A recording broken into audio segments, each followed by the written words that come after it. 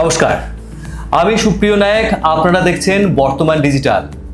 আজ আমরা একটা দারুণ বিষয় নিয়ে আলোচনা করব। প্রতি বছর ভারত এবং পশ্চিমবঙ্গে অসংখ্য মানুষ সাপের কামড়ে মারা যান, আর তার কারণ শুধুমাত্র অজ্ঞতা, অসচেতনতা। জানলে অবাক হবেন, ভারত এবং আমাদের রাজ্যে সর্পদংশনের রোগীর জন্য রয়েছে সঠিক প্রোটোকল এবং তাদের বাঁচানোর জন্য সমস্ত উপায়ই রয়েছে। অথচ শুধুমাত্র জ্ঞানের অভাবে, অসচেতনতার কারণে ঠিক সময়ে রোগী স্বাস্থ্যকেন্দ্রে পৌঁছান না। এর ফলে অকালে বহু প্রাণ ঝরে যায়। আজ আমাদের সঙ্গে রয়েছেন পশ্চিমবঙ্গ সরকারের সর্পদংশন বিভাগের পরামর্শদাতা ডক্টর দয়াল বন্ধু মজুমদার। আমরা তার কাছেই জেনে নেব, একবার সাপে কামড়ালে কি করা উচিত, কত তাড়াতাড়ি স্বাস্থ্যকেন্দ্রে যাওয়া উচিত, আর ঠিক কি করলে প্রাণ বাঁচবে রোগী। নমস্কার ডাক্তারবাবু। নমস্কার। আপনার পরিচয় আলাদা করে আর কি দেবো, তবু আপনি যদি আমাদের দর্শকদের জন্য একটু নিজের কাজের কথা এবং আপনার কথা একটু বলেন। সকলকে নমস্কার। আমি ডাক্তার দয়াল বন্ধু মজুমদার। 2007 সাল থেকে মূলত আমি সাপের কামড় নিয়ে কাজ করে যাচ্ছি। বর্তমানে আমি পশ্চিমবঙ্গ সরকারের স্বাস্থ্য বিভাগের সিনিয়র মেডিকেল অফিসারের পদ থেকে অবসর নিয়েছি। তারপরেও এখনও পর্যন্ত এ রাজ্যের ডাক্তারবাবুদের ট্রেনিং প্রোগ্রামগুলো আমি দেখছি। এছাড়াও 2016 সালে আমাদের যে ন্যাশনাল প্রোটোকল তৈরি করা হয়েছে, ভারতের জাতীয় চিকিৎসা বিধি সাপের কামড়ের, সেই বিষয়টার যে কমিটি তৈরি করা হয়েছিল তাতেও আমি ছিলাম। আচ্ছা ডাক্তারবাবু, প্রথম প্রশ্নটাই আর কি, যে আমরা জানি সাপে কামড়ালে স্বাস্থ্যকেন্দ্রে নিয়ে যেতে হয়, এটা আমাদের জানা। অথচ গ্রামে গঞ্জে আপনি কি দেখেন, সাপে কামড়ালে প্রথমে কি হয়, মানে কি পরিস্থিতি তৈরি হয়? এতদিন ধরে বলবার পরে আমরা দেখেছি, যেটা আমরা শুরুর সময়তে দেখতাম, প্রায় 90% লোকেই প্রথমে ওঝার বাড়ি যেত। তারপরে ওঝা যদি বলতো যে না, এটা পারা যাচ্ছে না বা খারাপ হয়ে যাচ্ছে, তখন তারা হাসপাতালে আসতো। এই গত 15-16 বছরের আমাদের প্রচেষ্টার ফলে এখন এটাকে অনেকটাই কমানো গেছে। তাহলেও কিন্তু যেটা 90% লোকে ওঝার বাড়ি ঘুরে আসতো, এখন সেটা ওই 40-50% কাছে নামানো গেছে। সকলেই সরাসরি সরকারি হাসপাতালে আসছে, এরকম কিন্তু এখনো হচ্ছে না। এখন তো বর্ষাকাল মোটামুটি চলছে বা শেষের দিকেই আর কি, এরপরে তো আরও ঋতু আসবে, ঋতু পরিবর্তন হবে। এই বর্ষাকাল আর গ্রীষ্মকালে সাপের কামড় বেশি রোগী দেখা যায়, মানে এর কারণটা কি? আলাদা করে কি এই সময় সাপ বেরিয়ে পড়ে? দেখুন, আলাদা করে সাপ বেরিয়ে পড়া মানে কি, শীতকালটাতেই খালি সাপের কামড়টা অনেকটাই কমে যায়। তার কারণটা আমরা তো সবাই জানি, সাপেরা শীত ঘুমে চলে যায়, সাপেদের সহসা দেখা যায় না। সাপে আমাদের কামড়ায় কেন? সাপে ঘুরে বেড়াচ্ছে ওর নিজের কাজে, ও খাবার ধরার জন্য খুঁজে বেড়াচ্ছে, ও সঙ্গীর খোঁজে ঘুরে বেড়াচ্ছে। আমি ওর গায়ের উপরে যদি পা দিয়ে ফেলি তাহলেই ও আমাকে কামড়ায়। শীতকালে যেহেতু সাপ রাস্তাঘাটে দেখা যায় না, তাই সাপের কামড়ের সংখ্যাটা কমে যায়। গ্রীষ্মকাল হলেই ওরা কিন্তু আবার ওই গর্ত টর্ত যেখানে লুকিয়ে থাকে সেখান থেকে বেরিয়ে আসে। গ্রীষ্মকালের পরে বর্ষাকাল হলে তখন আরও সাপের সংখ্যা বেড়ে যায়। বর্ষাকালে হয় কি, বৃষ্টির জন্য সাপের যে গর্ত টর্তগুলো, যেগুলোতে ওরা লুকিয়ে থাকে, ইঁদুরের গর্তের মধ্যে জল ঢুকে যায়, সেখান থেকে বেরিয়ে আসে। তাছাড়া এই সময়তে ধানের ক্ষেত্রেতে যে জল জমে যায়, তাতে পুকুর ঘাট থেকে মাছগুলো উঠে আসে ধানের খেতে, সেই মাছ খাওয়ার জন্য সাপেরা ঘুরতে থাকে। এবার মানুষ আবার ধানের খেতে কাজ করতে যান বর্ষাকালে। এই জন্য বর্ষাকালে সাপের কামড়ের সংখ্যাটা মনে হচ্ছে যেন অনেক বেড়ে যাচ্ছে। এই বর্ষাকালে সাপে কামড়ালো, এই সাপ নির্বিষ নাকি বিষধর, বুঝবো কি করে? দেখুন, সাপে কামড়ালে আমাদের স্বাভাবিকভাবেই আমরা সবাই মনে করি এটা একটা বিষধর সাপে কামড়েছে। যে কোনো লোককে একটা সাপে কামড়ালে, আমাকেও যদি একটা সাপে কামড়ায়, আমি যদি পরিষ্কারভাবে দেখতে না পাই, আমার মনে হবে বোধহয় বিষধর সাপেই কামড়েছে, একটা ভয় পেয়ে যাই আমরা। যাকেই কামড়াক, আমাদের বক্তব্য হচ্ছে যে ওটা বিষধর না বিষহীন সেটা নিজে নিজে বসে ভেবে চিন্তা করে, সময় নষ্ট না করে, সাপে কামড়েছে যদি সন্দেহ হয় বিন্দুমাত্র, সঙ্গে সঙ্গে কাছাকাছি কোনো একটা হাসপাতালে চলে আসুন। হাসপাতালে ডাক্তারবাবুকে দেখতে দিন যে ওখানে বিষের লক্ষণ আছে কিনা। বিষধর সাপে কামড়ালেই যে বিষ ঢুকবে এমনও কোনো কথা নেই, কিন্তু বিষ ঢুকেছে কিনা, শরীরে কামড়ের পরে বিষক্রিয়ার লক্ষণ দেখা যাচ্ছে কিনা, সেটা ডাক্তারবাবুদেরকে দেখার জন্য তাদের উপর ছেড়ে দিন। বিষের লক্ষণ দেখে আমরা বুঝতে পারি এটা বিষধর সাপে কামড়েছে কি বিষহীন সাপে কামড়েছে। সাপ কত ধরনের রয়েছে মোটামুটি আমাদের এখানে পশ্চিমবঙ্গে? পশ্চিমবাংলাতেই প্রায় 125 রকমের সাপ হয়। তার মধ্যে ওই খুব জোর হলে 7-8 রকমের সাপের বিষ আছে। 7-8 রকমের সাপের বিষ আছে, তার মধ্যেও মূলত 4টে সাপ। 4টে সাপকে আমরা বলি পশ্চিমবাংলার প্রাণঘাতী সাপ। পশ্চিমবাংলার 4 ঘাতক। ফণাযুক্ত 2টো সাপ, গোখরো সাপ আর কেউটে সাপ। আর ফণাহীন 2টো সাপ, চন্দ্রবোড়া, কালাজ। যে সাপের ফণার পিছনে একটা ইউ এর মতো দাগ আছে, খড়ম চিহ্ন বলে, ইংরেজিতে বলে স্পেকটাকেল কোবরা। এটার নাম বলি আমরা গোখরো সাপ, গরুর খুঁড়ের মতো চিহ্ন থাকে। আর যে সাপটার ফণার পিছনে একটা ফুলের মতো চিহ্ন আছে, পদ্ম চিহ্ন আছে, সেটাকে আমরা বলি কেউটে সাপ। এই দুটো হলো সাংঘাতিক বিষধর সাপ। এরা কামড়ের সাথে সাথে জায়গাটা জ্বলে পুড়ে ওঠে, প্রচণ্ড জ্বালা যন্ত্রণা হয়, জায়গাটা ফুলতে থাকে। এই দেখেই বোঝা যায় যে ফণাযুক্ত সাপে কামড়েছে। আর ফণাহীন যে 2টো সাপ, তার মধ্যেও আবার কালার যে সাপটা, এটা কালো রঙের লিকলিকে সাপ, ছবিতে দেখলেই বোঝা যায় কালো রঙের লিকলিকে সাপ। তার গায়ে সরু সরু চুড়ি পড়ানো আছে, লেজের শেষ পর্যন্ত চুড়ি পড়ানো আছে। এই সাপটা কামড়ালে কিন্তু বোঝাই যায় না। কেউটে গোখরো সাপে কামড়ালে যেমন সঙ্গে সঙ্গেই সাংঘাতিক জ্বালাপোড়া করতে থাকে, জায়গাটা ফুলে যেতে থাকে, জায়গাটার চামড়া রং পাল্টে যেতে থাকে, কালার সাপের কামড় কিন্তু কিছুই বোঝা যায় না। যার জন্য লোকে কালার সাপের কামড় বুঝতেই পারে না। তাহলে আমি সন্দেহ করব কি করে যে কালার সাপে কামড়েছে বা আমাদের কাছে লোকে আসে কেন? কালার সাপের কামড়ের রোগ লক্ষণ হচ্ছে যখনই কামড়াক, বেশিরভাগ ক্ষেত্রে রাত্রে ঘুমের মধ্যে কামড়ে যায়। যখনই কামড়াক তার থেকে 2 থেকে 4, 5, 6 ঘন্টা, এমনকি 24 ঘন্টা পরেও রুগী আমাদের কাছে এসে পৌঁছয় বিচিত্র রোগ লক্ষণ নিয়ে। অনেক সময়তে পেট ব্যথা নিয়ে আসে। সকালবেলা একটা পেট ব্যথা রুগী এলো আমাদের কাছে, কি গলা ব্যথা রুগী এলো, কি গাঁটে গাঁটে ব্যথা, শরীরটা একটু ঝিমঝিম করছে। এই রুগীকে প্রথমের দিকে আমরা তো সাধারণ পেট ব্যথা রুগী ভেবেই চিকিৎসা করি, গলা ব্যথার ওষুধপত্র দিই। এইবার কিছু সময় পরে দেখা গেল যে শিবনেত্র, এই ছবি দেখলেই বুঝতে পারবেন। দেখুন, শিবনেত্র হচ্ছে চোখের পাতা পড়ে আসছে, এরকম চোখের পাতা পড়ে আসছে, যেন কত ঘুম পেয়েছে, তাকাতে বললে ওপর দিকে আর তাকাতে পারছে না। এই হলো শিবনেত্র। শিবনেত্র ইংরেজিতে বলা হয় টোসিস। এই রোগ লক্ষণটা পেয়ে গেলেই আমরা বুঝে যাই যে একে কোনো একটা সময়তে কালার সাপে কামড়েছে। আর চন্দ্রবোড়া সাপে কি হয়? চন্দ্রবোড়া সাপের কামড়েও কামড়ের জায়গাটা জ্বালা পোড়া করে, একটু ফুলতে শুরু করে। কিন্তু চন্দ্রবোড়ার কামড় বোঝা যায় কি করে? চন্দ্রবোড়ার কামড়ে শরীরে রক্ত তঞ্চনের গন্ডগোল হয়, বিভিন্ন জায়গা থেকে অ্যাবনর্মাল ব্লিডিং শুরু হয়। যে জায়গাটাতে কামড় দিচ্ছে সেখান থেকে রক্ত বেরোচ্ছে। সিস্টার একটা ইঞ্জেকশন দিলে সেই জায়গাটা ফুলে গেল। আমরা একটা স্যালাইন চালালাম, সে তার গোড়া থেকে রক্ত বেরিয়ে যাচ্ছে, কিংবা দাঁতের গোড়া থেকে রক্ত বেরোচ্ছে। কাশি দিল, থুতুর সাথে রক্ত বেরোচ্ছে। আরও দেরি করলে প্রস্রাবের সাথে রক্ত বেরোতে শুরু করে। এই 4টে ধরনের সাপের বিশেষ বিশেষ রোগ লক্ষণ দেখেই আমরা বুঝতে পারি যে কোন ধরনের সাপে কামড়েছে। আচ্ছা, এই যে সাপে কামড়ানোর পরে আমরা দেখেছি, ছোটোবেলাতেও দেখেছি যে সাপে কামড়েছে, তার রোগীকে যেখানেই কামড়েছে, পায়ে বা হাতে হোক, তার কামড়ের দাগের মোটামুটি 2 আঙুল ওপরে একটা জোরে শক্ত করে বাঁধন দিতে হয় নিয়ে আসতে। এই বিষয়টা কতটা জরুরি আছে? দেখুন, বাঁধন দিয়ে বিষ আটকায় না, এটা একবারে বিজ্ঞান ভিত্তিকভাবেই প্রমাণিত হয়ে গেছে যে বাঁধন দিয়ে কোনো উপকার হয় না। পা একেবারে পচে যাচ্ছে এরকম মনে হবে, পা কেটে ফেলতে হতে পারে, হাত পা কেটে ফেলতে হতে পারে, গ্যাংগ্রিন হয়ে যেতে পারে। বাঁধন দিয়ে বিষ আদৌ আটকায় না, বাঁধন দিয়ে উল্টে ক্ষতি হতে পারে। এই জন্য 2010 সালে বিশ্ব স্বাস্থ্য সংস্থার যে গাইডলাইন, WHO গাইডলাইন থেকে পরিষ্কার বলে দেওয়া হয়েছে বাঁধন দেওয়া চলবে না। আমরা পুরনো একটা বাংলা সিনেমায় দেখেছিলাম যে সাপে কামড় দিয়েছে গল্পের নায়ককে বা নায়িকাকে, এবং নায়ক বা নায়িকা এসে সেই ক্ষতস্থানে কামড় দিয়ে বিষ বের। দেখুন, এইগুলো সব সিনেমাতেই দেখানো হয়, এইগুলোতে কিছু লাভ নেই। কেটে চিরে বা মুখ দিয়ে চুষে বা কোনো মেশিন দিয়ে টেনে বিষটাকে বের করা যায় না।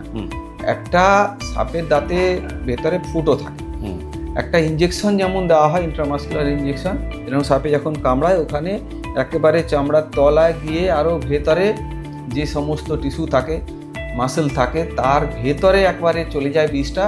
আর কামড়ের সাথে সাথেই বিষটা খুব দ্রুত ছড়িয়ে পড়তে শুরু করে, ওই ভেতরে ভেতরে ছড়াতে থাকে, ওই জায়গাটাতে বসে থাকে না যে ওখানে আমি কেটে চিরে দিলাম, রক্তের সাথে বিষ বেরিয়ে গেল, কি ওখানে আমি চুষে বের করলাম, এরকম করে আদৌ বিষ বের করা যায় না। বিষের প্রসঙ্গে মনে এলো, দুই ধরনের বিষ আছে আমরা জানি। যে একটি ধরনের বিষ রক্ত জমিয়ে দেয়, মানে জমা বাঁধিয়ে দেয়, আর এক ধরনের বিষ আছে যা সরাসরি আমাদের নার্ভকে আক্রান্ত করে। এই লক্ষণগুলো কি আলাদা করে কিছু বোঝা যাবে? বা এই যে আপনাদেরকে আমি বলছিলাম 4 রকম সাপের কামড়ের বিষের রোগ লক্ষণ, এইগুলোর থেকেই কিন্তু বোঝা যায় যে কোনটা নার্ভ বিষ আর কোনটা রক্ত ধ্বংসকারী বিষ। চন্দ্রবোড়া সাপের বিষটাই হচ্ছে একমাত্র রক্ত ধ্বংসকারী বিষ। চন্দ্রবোড়া সাপে কামড়ালে এই যে বলছিলাম অ্যাবনর্মাল ব্লিডিং হয়, আমাদের শরীরের ভেতরে রক্তে কতগুলো গন্ডগোল করে দেয়। চন্দ্রবোড়া সাপের বিষ গিয়ে রক্ত তঞ্চনের গন্ডগোল করে দেয়, যার জন্য কোনো জায়গাতে একটা ফুটো হলো, কাটাকুটি হলো বা পুরনো ঘা ছিল, সেখান থেকে ব্লিডিং হয়, রক্তপাত হতে শুরু করে, কিডনিগুলোকে নষ্ট করতে শুরু করে, কিডনি থেকে রক্ত বেরিয়ে প্রস্রাবের সাথে রক্ত আসতে শুরু করে। এই হলো রক্ত ধ্বংসকারী বিষ বা হিমোটক্সিক ভেনাম। একমাত্র চন্দ্রবোড়া সাপ আমাদের রাজ্যে আছে যার থেকে এই হিমোটক্সিক ভেনামের যে সমস্ত রোগ লক্ষণ বললাম, যে রক্তপাতের রোগ লক্ষণ, সেগুলো দেখা যায়। আর নার্ভ বিষ 2 রকমের, একটা হচ্ছে ফণাযুক্ত সাপ, বক্ষকেউট সাপের নার্ভ বিষ, এটাকে আমরা বলি ক্লাসিক্যাল নিউরোটক্সিক ভেনাম। এরা কামড়ালে এই যে বললাম একটা ভয়ঙ্কর ব্যথা হয়, জ্বালা যন্ত্রণা হয়, জায়গাটা ফুলতে থাকে, তারপর বিষ ছড়িয়ে যখন গোটা শরীরের নার্ভাস সিস্টেমটাকে নষ্ট করে দেয়। চোখের পাতা পড়ে আসছে, শিবনেত্র হয়ে যাচ্ছে, চোখ টেরা হয়ে যাচ্ছে, চোখ নাড়াতে পারছে না, ইংরেজিতে আমরা বলি অপথলমোপ্লেজিয়া। আমাদের ঢোক গেলার জন্য যে সমস্ত মাসেলগুলো লাগে, তালুর মাসেল, আমাদের এই ফ্যারেঞ্জিয়াল মাসেল, এই সমস্তগুলো প্যারালিসিস করে দেয়, যার জন্য গলায় আমাদের যে লালা জমতে শুরু করে, রুগী ঘড়ঘড় করতে শুরু করে, জিভ নাড়তে পারছে না, কথা বলতে পারছে না। আর কালাচ সাপের কামড়ও কিন্তু এক ধরনের নার্ভ বিষ। কালাচ বা কালাচিতি সাপের কামড়ের ব্যথা হয় না, জায়গাটা ফোলে না, কামড়ের দাগ খুঁজে পাওয়া যায় না, কিন্তু এই বিষটা যখন ছড়িয়ে পড়ে, এরাও কিন্তু আস্তে আস্তে ওই শিবনেত্র দিয়ে শুরু করে, আস্তে আস্তে সব মাসেলগুলো প্যারালিসিস করতে করতে আমাদের বুকের শ্বাসকার্য চালানোর জন্য যে মাসেলগুলো, ইন্টারকস্টাল মাসেলস বলে, সেই মাসেলগুলোকে যখন প্যারালিসিস করে দেয়, তখন রুগী দম বন্ধ হয়ে মারা যায়। আচ্ছা, এই যে নির্বিষ সাপে কামড়েছে নাকি বিষহীন সাপে কামড়েছে, সেটা আমরা বুঝবো কি করে? কারণ আমরা দেখি যে ঝোপে ঝাড়ে কাজ করতে করতে হঠাৎ করে হাতে বা পায়ে কিছু কামড়ালো, আমরা চমকে উঠে বলি কিছুটা কামড়েছে, তারপর জ্বালা যন্ত্রণা থাকলে তো তার আলাদা ব্যাপার, সেগুলো আমরা বলি। কিন্তু এই যে ঝোপে ঝাড়ে কামড়ালো, সাপটি চলে গেলে কোথাও আমরা দেখতেও পেলাম না চোখে, বা কি কামড়েছে, বিষধর কোনো পোকাতেই বা কামড়েছে কিনা সেটাও আমরা বুঝতে পারলাম না, কিন্তু কিছুটা কামড়েছে বুঝতে পারলাম। এবার তাহলে কি ওই ক্ষত, মানে যেখানে কামড়েছে, জ্বালা যন্ত্রণা করছে, সেখানে কি কোনো দাগ থাকবে? সেই দেখে আমরা বুঝতে পারবো সাপে কামড়েছে, নাকি কি করা উচিত? দেখুন, সাপের কামড়ে দাগ থাকে, কালার ছাড়া অন্যগুলোতে থাকে। এই যে আপনাদের বললাম, ফণাযুক্ত 2 রকমের সাপ আর চন্দ্রবোড়ার কামড়ে দাগ থাকে। আর কালাচের সাপের কামড়ে দাগ এত সূক্ষ্ম হয় যে রাত্রে কামড়ে গেলে সকালে আর খুঁজে পাওয়া যায় না। এবার কামড়ের দাগ থাক বা না থাক, আমি যে রোগ লক্ষণগুলোর কথা বারবার করে বলছি আপনাদের, যে নার্ভ বিষের রোগ লক্ষণ আর রক্ত ধ্বংসকারী বিষের রোগ লক্ষণ, এর কোনো একটা পেয়ে গেলেই আমরা বুঝতে পারি যে বিষ ঢুকেছে। যদি বিষহীন সাপে কামড়ায়, তখন হয় কি, জায়গাটা ছড়ে গেল, কামড়ের দাগ আমি দেখতে পাচ্ছি কি পাচ্ছি না, সেখান থেকে হয়তো একটু রক্ত বেরিয়েছিল, ব্যাস 5-7 মিনিটের মধ্যে ওই জায়গাটা সাধারণ একটা কাটা ফুটলে যেমন হয়, আর ব্যথা যন্ত্রণা কিছু নেই, হয়তো একটু রক্ত শুকিয়ে আছে, এইটুকুই। কিন্তু যদি বিষ ঢোকে, তাহলে যত সময় যাবে রুগী তত আরো খারাপ হতে থাকে। যে জায়গাটা কামড়েছে সেই জায়গাটা ফুলতে শুরু করে, সেই জায়গাটা চামড়ার রং পাল্টাতে শুরু করে। চন্দ্রবোড়া কামড়ালে রক্ত যেটা বেরোচ্ছিল সেটা বেরোতেই থাকে, সেটা আর বন্ধ হয় না। আর কালাচ সাপে কামড়ালে তো বললাম যে বোঝার কোনো উপায় নেই, পরে অনেক পরে, এমনও পেয়েছি আমরা 24 ঘন্টা পরে পেয়েছি শিবনেত্র পাওয়া যাচ্ছে। এই যে বলে যে এরকম রোগী ঘুমিয়ে পড়ার মতো একটা লক্ষণ দেখা যায়, তখন তাকে গরম দুধ খাওয়াতে হয়, এই বিষয়গুলো কতটা জরুরি আর কি? দেখুন, যদি নার্ভ বিষের প্রতিক্রিয়ায় রোগী ঝিমিয়ে পড়তে শুরু করে, তখন তাকে চেষ্টা করলেও জাগিয়ে রাখা যাবে না। যেটা আপনি বলছেন, অনেকে বলে যে রোগী যেন ঘুমিয়ে না পড়ে, তাকে আপনি যতই ঝাঁকাঝাঁকি করুন, জাগিয়ে রাখার চেষ্টা করুন, সে পারবে না, তার শরীরের নার্ভগুলো প্যারালিসিস হয়ে যাচ্ছে। চোখ খুলে রাখার জন্য যে মাসেলগুলো লাগে, সেই মাসেলগুলো প্যারালিসিস হয়ে যাচ্ছে, সে চোখ খুলে আর তাকাতেই পারছে না, ওই জন্য ঝিমিয়ে পড়ছে। এবার প্রথম দিকটাতে গরম দুধ খাওয়ানো কি আরো অনেক কিছু করে, লোকে তুলসী পাতা খাওয়াচ্ছে কি আদার রস খাওয়াচ্ছে, তাতে একটা শরীর উত্তেজিত হয়। যে কোনো লোকেরই ঘুম পেলে যেমন একটু ঘুমটা কমে যায়। সাধারণ ঘুম পাওয়া আর সাপের বিষের লক্ষণে ঘুম পাওয়া দুটোর তফাৎ হচ্ছে এটাই, চেষ্টা করলে জাগানো যাবে না, এই হচ্ছে সাপের বিষের লক্ষণ। আচ্ছা, এবার রোগীকে কত দ্রুত হাসপাতালে নিয়ে যাওয়া উচিত? কারণ হচ্ছে অনেকেই তো ওঝার কাছে আগে নিয়ে যান, তাদের তো অনেক সময় নষ্ট হয়। আমাদের সাপের কামড়ের চিকিৎসা সম্বন্ধে আমরা একটা খুব সুন্দর কথা চালু করেছি অনেক বছর ধরেই, সেই প্রায় 15 বছর ধরে আমরা বলে আসছি। এখন আমরা সেগুলো বিজ্ঞান ভিত্তিকভাবে প্রমাণও করে দিয়েছি যে রুল অফ 100, 100 সংখ্যার নিয়ম। 100 সংখ্যার নিয়ম বা রুল অফ 100 কি? কামড়ের 100 মিনিটের মধ্যে যদি 100 মিলিলিটার অ্যান্টিভেনাম দিয়ে দেওয়া যায়, তাহলে 100% নিশ্চিত যে রোগীটাকে আমরা বাঁচাতে পারবো। 100 মিলিলিটার অ্যান্টিভেনাম মানে 10টা সিসি, অ্যান্টিভেনামের 10টা সিসি। তাহলে কামড়ের 100 মিনিটের মধ্যে আমি 10টা অ্যান্টিভেনাম দিতে চাইছি, মানে কি আমাকে একটা স্যালাইন চালাতে হবে, সেই স্যালাইনের মধ্যে অ্যান্টিভেনামটা মিশিয়ে সেইটাকে শিরার মধ্যে চালাতে হবে, তাহলে কিছুটা সময় দিতে হবে। তাহলে ঘন্টাখানেকের মধ্যে যদি স্বাস্থ্যকেন্দ্রে পৌঁছে যায়, তাহলে 100 মিনিটের মধ্যে 10টা অ্যান্টিভেনাম চালিয়ে দেওয়া যাবে। এবার আপনি বলবেন যে যদি দেরি করে পৌঁছয় তাহলে কি হবে? তাহলে কি চিকিৎসা হবে না? চিকিৎসা হবে না কেন? যদি কেউ 100 মিনিটের মধ্যে না পৌঁছে 200 মিনিট পরে পৌঁছয়, তাহলে তার শরীরে জটিলতাগুলো বেড়ে যাবে। সাপের বিষের রোগ লক্ষণে যে জটিলতাগুলো হয়, নার্ভ বিষের ক্ষেত্রে নার্ভ প্যারালিসিস শুরু হয়ে গেল, রোগীর শ্বাসকষ্ট শুরু হয়ে গেল। আর যদি চন্দ্রবোড়া সাপে কামড়ায়, তাহলে তার বিভিন্ন জায়গা থেকে রক্ত বেরোনোটা যেমন একটা রোগ লক্ষণ বাড়তে থাকে, তার থেকেও বেশি বিপদ হচ্ছে যত দেরি করতে থাকে এই বিষগুলো গিয়ে রোগীর কিডনিটাকে নষ্ট করতে থাকে, কিডনির ভেতরে গিয়ে কিডনি টিস্যুগুলোকে ড্যামেজ করতে থাকে, রেনাল ফেলিওর হয়ে যায়। যত দেরি হয় চিকিৎসা করতে, তত তার জটিলতা বাড়তে থাকে। ওই জন্য আমরা বলি যে চেষ্টা করবেন ঘন্টাখানেকের মধ্যে হাসপাতালে পৌঁছে যেতে।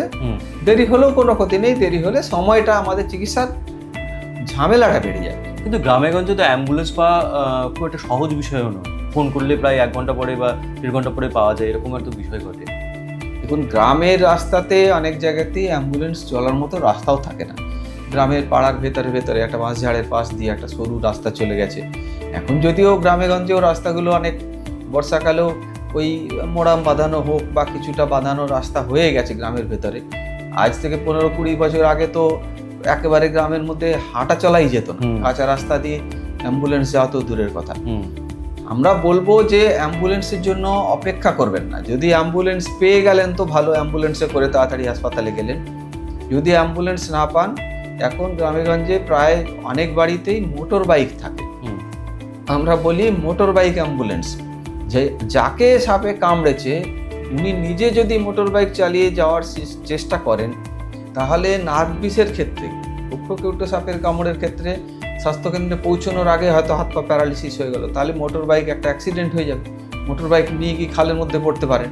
এই জন্য নিজে চালাবেন না, একজন খালি বাইকটা চালাবেন, যে রুগী মাঝখানে বসবেন আর একজন পিছন থেকে রুগীকে ধরে বসবেন, যাতে রুগী যদি মাঝখানে বেহুশ হয়ে যায় বা হাত পা প্যারালিসিস হয়ে যায়, তাহলে বাইক থেকে ছিটকে না পড়ে। গ্রামাঞ্চলে এখন যেটা হয়েছে, পশ্চিমবাংলায় বিশেষ করে প্রত্যেকটা স্বাস্থ্যকেন্দ্রে যেখানে রাত্রে ডাক্তারবাবুরা থাকেন, যে স্বাস্থ্যকেন্দ্র রাত্রেবেলা খোলা থাকে, যে স্বাস্থ্যকেন্দ্রে রোগী ভর্তি করা হয়, সেখানেই সাপের কামড়ের চিকিৎসা হয়। এরকম স্বাস্থ্যকেন্দ্র পশ্চিমবাংলায় প্রায় 95% ক্ষেত্রেই 1 ঘন্টার মধ্যে পৌঁছানো যায়, এরকম জায়গাতেই স্বাস্থ্যকেন্দ্রগুলো আছে।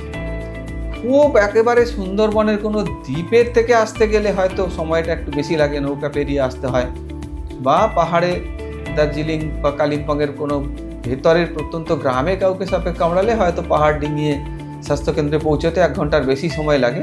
তা না হলে 1 ঘন্টার মধ্যে যে স্বাস্থ্যকেন্দ্রে পৌঁছানো যায়, সেখানে গেলেই সাপের কামড়ে চিকিৎসা পাওয়া যাবে। দারুণ।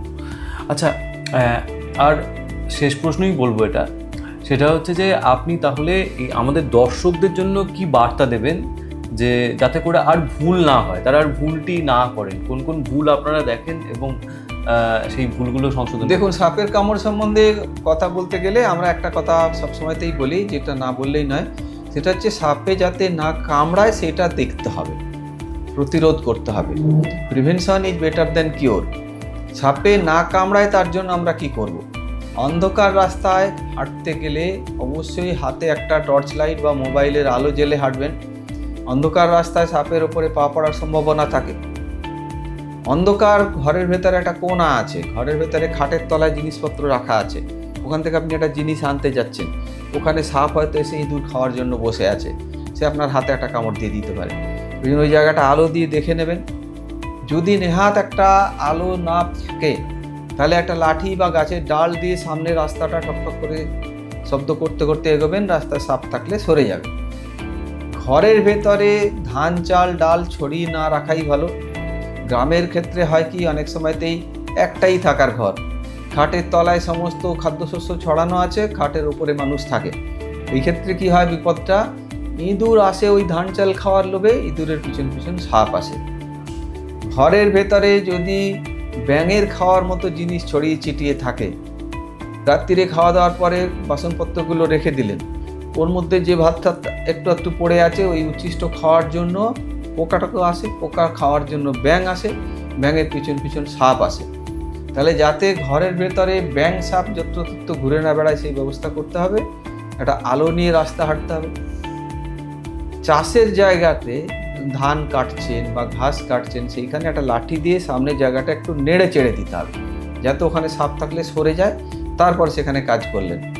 আরেকটা জিনিস বলি আমি, যে যদি বিশেষ করে গ্রামের বাড়িতে দেশি কুকুর বা বিড়াল পুষতে পারেন, দেশি কুকুর বা বিড়াল পুষলে এরা কিন্তু সাপের উপস্থিতি খুব তাড়াতাড়ি টের পেয়ে যায়।